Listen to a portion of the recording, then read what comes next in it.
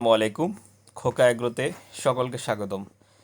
এই বর্ষার ভিতরেই আমি কিছু দিয়ে শসা চাষ করার জন্য প্রস্তুতি নিয়েছিলাম, কিন্তু আমার যে কাজের লোক ওনার কিছু ভুলের কারণে আমার শসা গাছগুলা থেকে আমি পরিপূর্ণ অর্থ পাইনি।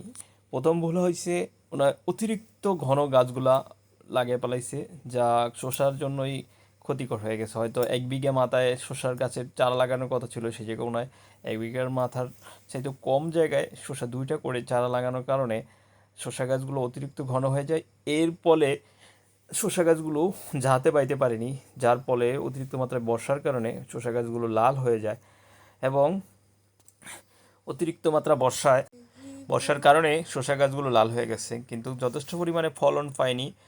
যাক, তারপরও শুকর আলহামদুলিল্লাহ, সকলে দোয়া করবেন যাতে ভুলগুলো সংশোধন করে আবার নতুন করে ভালো কিছু করতে পারি। নতুন কৃষক সকলে দোয়া করবেন যাতে ভালো কিছু করতে পারি। আসসালামু আলাইকুম সকল।